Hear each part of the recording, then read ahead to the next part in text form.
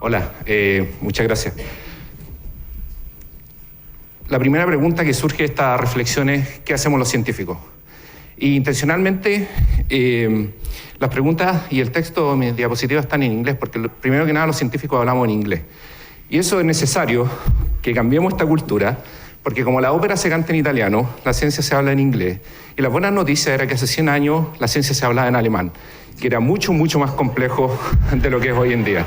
Por lo tanto, esas son buenas noticias. Nosotros, los científicos, fundamentalmente nos enfocamos en tratar de entender la vida.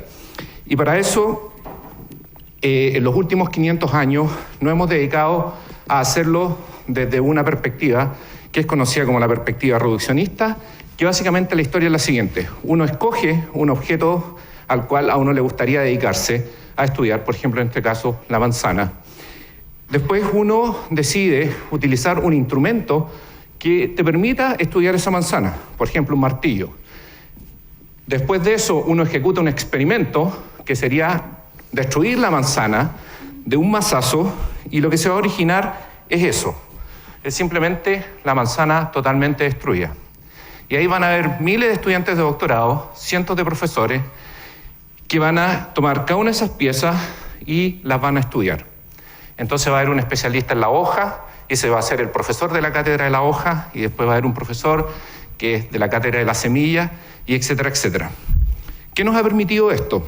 Bueno, entre otras cosas, que tengamos medicamentos, que tengamos, por ejemplo, la tecnología que nos permite estar aquí hoy día reunidos, pero realmente nos ha permitido, desde esa perspectiva, entender fundamentalmente lo que es la vida.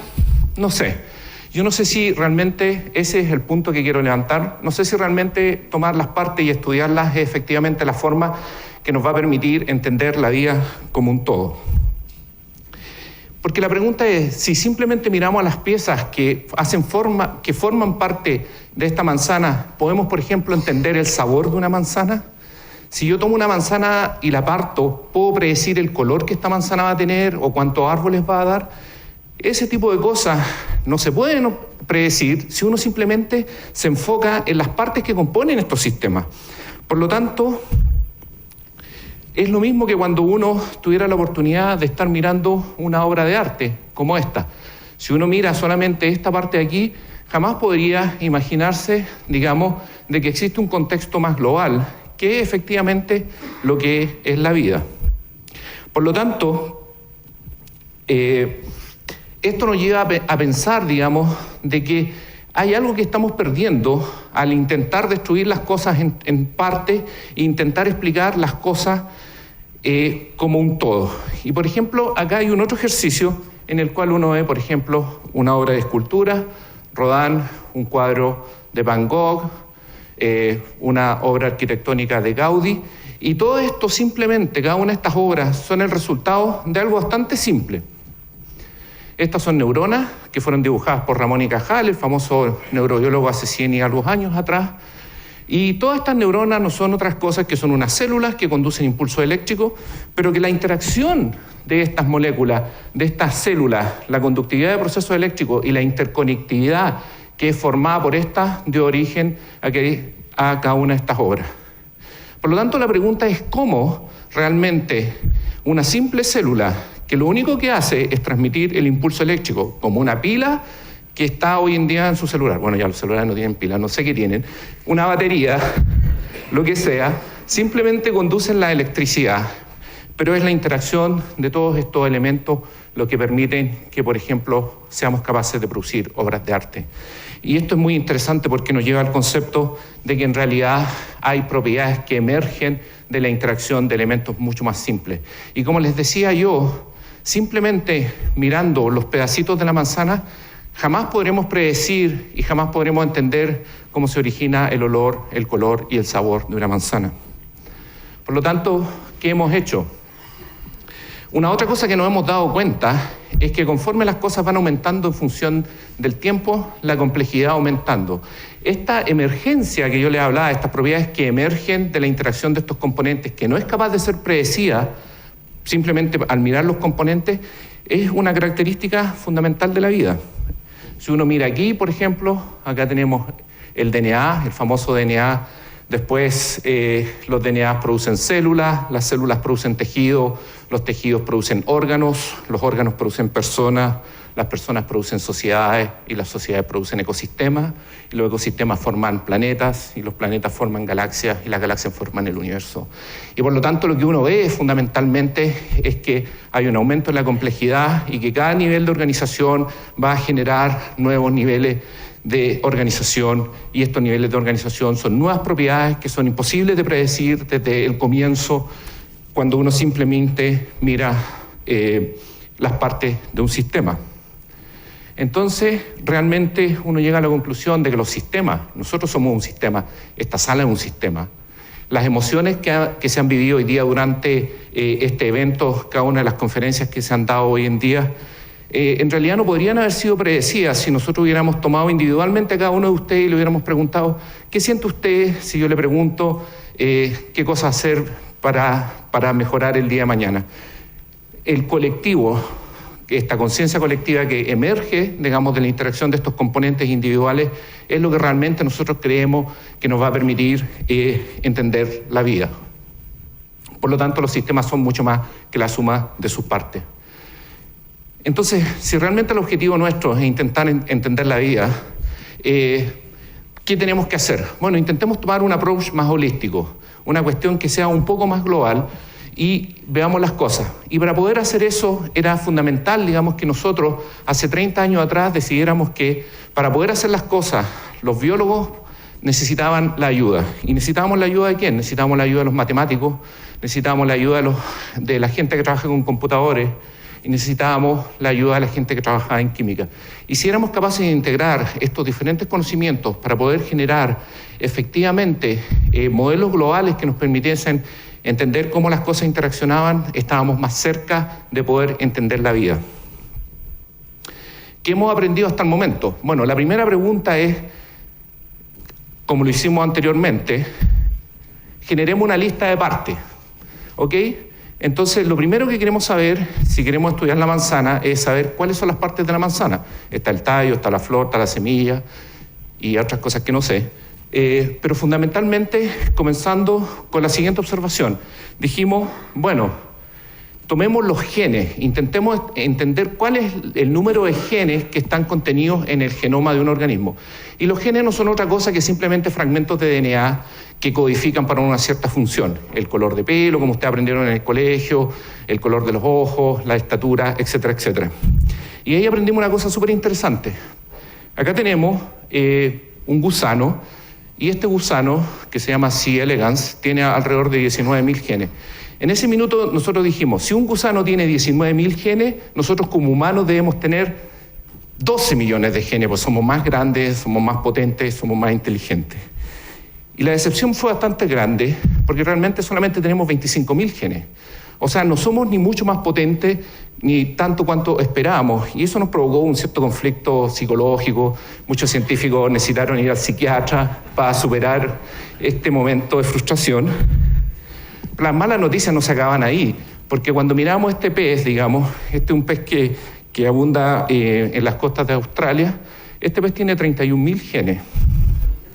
Y no tiene iPad, por ejemplo, o no ha desarrollado aviones, por lo tanto había algo extraño. Y lo que realmente aprendimos de esto tiene que ver con que tal vez la única forma de que nosotros podamos entender lo que es la vida no tiene que ver con las partes, pero tiene mucho más que ver cómo estas partes se organizan. Y ahí es que aparece la idea del Lego, ¿no es cierto? Esto es como estos juegos anteriores, ¿no es cierto? A partir del mismo número de piezas, nosotros podríamos, por ejemplo, producir diferentes cosas y, por ejemplo, incluso generar escenarios mucho más complejos. Entonces, no es tanto en las partes, sino cómo estas partes interaccionan. Y volviendo a la idea anterior de las neuronas, no es tanto la neurona individual, no es que el cerebro de Einstein tuviera mucho más neuronas, sino que era que la interacción de las neuronas en el cerebro de Einstein produjo un premio Nobel y ese es, digamos, un signature de la vida, ¿no es cierto? Ahora, si eso es verdad, si existe un principio fundacional que tiene que ver con la organización, Intentemos descubrir este principio fundacional y veamos cómo las cosas interaccionan. Entonces aquí tenemos, acá tenemos una representación gráfica utilizando una cosa que los matemáticos llaman de teoría de gráficos, que simplemente quiere representar una red de amigos de una página Facebook de alguien que tenía bastantes amigos. Y lo más interesante de todo es que cada una de estas conexiones representan quiénes son amigos cruzados en este grupo de amigos de esta persona en Facebook. Y esto es súper interesante porque si ustedes ven, hay muy pocos amigos que tienen muy pocas conexiones y muy pocos amigos que tienen muchas conexiones. Es decir, hay un gallo que conoce a todo el mundo y la mayor parte de la gente conoce muy poca gente. Si uno mira la organización de la web, la historia es la misma. De nuevo se repite el mismo nivel de organización. Acá tenemos, por ejemplo, el homepage de Amazon o de Google, que está altamente conectado y probablemente mi homepage ni siquiera aparece acá, digamos, porque nadie lo visita. Y esa es la organización de la vida, por lo tanto, eso me dio, digamos, una tranquilidad espiritual de saber que, digamos, los matemáticos venían a corroborar algo que está ocurriendo porque mi página no tenía visitas. Pero en realidad eso tiene que ver con un elemento fundacional de cómo estamos organizados. De nuevo, hay muy pocos que tienen mucho y muchos que tienen muy poco. Si seguimos con esta reflexión, estos son los hubs de Internet, es decir, cómo la web a nivel de computadores está organizada. Y de nuevo observamos, digamos, que hay puntos que tienen alta conectividad y muchos de los puntos que tienen muy, muy baja conectividad. Y si seguimos así, podemos mirar la estructura de los aeropuertos de los Estados Unidos, por ejemplo. Y en los Estados Unidos hay 5 aeropuertos que concentran la mayor cantidad de tráfico: Atlanta, Miami, Nueva York, Chicago, Los Ángeles y Houston, Texas, algunos de esos. Pero el aeropuerto de Wichita, por ejemplo, tiene 0 conectividad. Y por lo tanto, si algo ocurriera en el aeropuerto de Atlanta, sería desastroso para el flujo aéreo de los Estados Unidos. Si algo ocurriera en este aeropuerto, básicamente afectaría a un número muy poco de personas. ¿Será que esto es verdad también para los organismos vivos? Y la verdad es que es exactamente verdad. Acá tenemos la organización, por ejemplo, de los genes que están asociados a enfermedad. Y cuando uno mira, por ejemplo, hay un grupo de genes, hay ciertos genes que están envueltos en muchas enfermedades y hay muchos genes que no tienen nada que ver con enfermedades. Por lo tanto, la organización que nosotros vemos en Facebook, en la Internet, en los aeropuertos de los Estados Unidos, es la misma que existe a nivel de las células. Si uno sigue explorando ese concepto, uno se da cuenta de que lo que ocurre es que la vida está organizada en estas redes que nosotros llamamos de networks y que este es un denominador común a la forma como nos organizamos en la vida. Y esto es sumamente interesante porque cuando uno hace una distribución matemática de cómo están las cosas organizadas, nosotros nos damos cuenta, digamos, de que hay muy pocos conectores. En este caso podrían ser aeropuertos, podrían ser amigos, podrían ser genes, podrían ser ecosistemas, podría ser lo que uno quisiera que fueran, porque esta teoría en realidad es una idea que es transversal a la vida. Este es un principio fundacional de la vida. Y por lo tanto hay muchos que tienen muy pocas conexiones. Y esto se denomina de Power Law Distribution y en realidad viene a representar esto. Entonces, ¿por qué la vida evolucionó de esta forma? Bueno, evolucionó de esta forma por un simple mecanismo. Acá hay un elemento que tenemos que organizarnos de mejor forma. Y por lo tanto, la idea de organización es fundamental a cómo los organismos fueron evolucionando.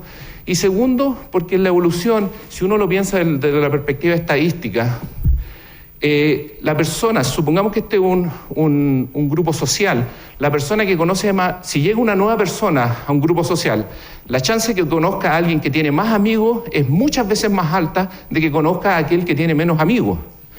Por lo tanto, la vida evolucionó en esta estructura simplemente por una distribución estadística que ya la conocíamos desde la perspectiva más profundamente matemática.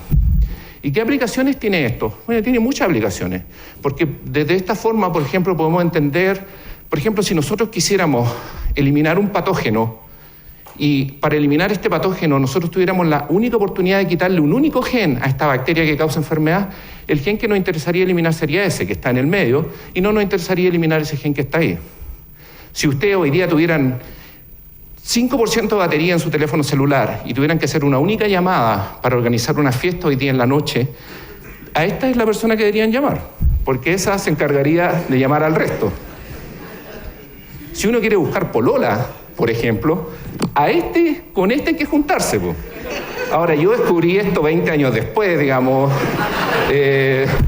pero la idea sí, digamos, uno aprende ya tarde, digamos, pero a los jóvenes, grafiquen esto, hay herramientas disponibles en la internet, y identifiquen quién es la persona que los va a ayudar. Y por lo tanto eso genera el concepto de que el rico se hace más rico y esto es simplemente una distribución estadística. ¿Qué pasa cuando perdemos la estructura de estas networks? Y esto es muy interesante porque en realidad pasa lo mismo que pasa en Santiago. Santiago, en un final de semana largo, donde todo el mundo está afuera, uno fluye por Santiago sin ningún problema. Cuando Santiago, a las 6 de la tarde o a la salida de este TED Conference, va a ser una locura intentar irse a la casa. Por lo tanto, ocurre lo mismo en el cerebro. Esta es una microfotografía electrónica de un cerebro normal donde hay miles y miles de conexiones. Se estiman que las neuronas tienen entre 1 y cientos de millones de conexiones. Y observen lo que pasa cuando estas conexiones se pierden. Este es un caso real de un pintor que pintó este cuadro cuando estaba totalmente en su mejor momento de salud. Y este es un puente famoso en Italia, y él pintó este puente con todas las características que ustedes pueden ver. Es un cuadro muy, muy lindo. Si ustedes miran, esto fue cuando se le diagnosticó Alzheimer, un año después del diagnóstico de Alzheimer, y el Alzheimer se caracteriza por la pérdida de esta conectividad neuronal. Es decir, ocurre lo mismo que en Santiago. Hay un taco a nivel neuronal, estas redes se van destruyendo, es el aeropuerto de Atlanta que está cerrado, es el amigo de Facebook que te eliminó y por lo tanto ahora ya no tienes más amigos, es lo mismo.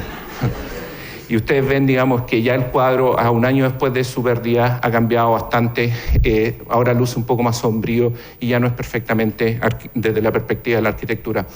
Esto es 3 años después de que la misma persona que tenía Alzheimer vuelve a pintar este cuadro y ya parece como casi un croquis, un cartoon, mucho más reducido en su expresión. Y esto es finalmente cuando llevaba 5 años después de ser diagnosticado con Alzheimer. Simplemente lo que ocurrió aquí fue la pérdida de la estructura neuronal, la pérdida de esta conectividad, el aeropuerto de Atlanta que se cayó, la misma historia que he venido hablando en este TED Conference. El punto que quiero levantar es el siguiente. Nos hemos dado cuenta, digamos, que existe un principio fundamental que rige la belleza que tiene la vida. Y ese tiene que ver con la emergencia de propiedades que surgen de una intrínseca necesidad que existe en las moléculas de organizarse. Hay algo que está codificado más allá del DNA, intrínsecamente dentro de las moléculas, que nos dice que tenemos que organizarnos, y la forma que nos organizamos son estas redes que yo les acabo de mostrar. Esta fuerza, que es extremadamente potente y tal vez una fuerza fundacional de la organización de los seres vivos, a mí me gusta pensar que tal vez puede ser el puente que conecte la ciencia con la espiritualidad. Muchas gracias.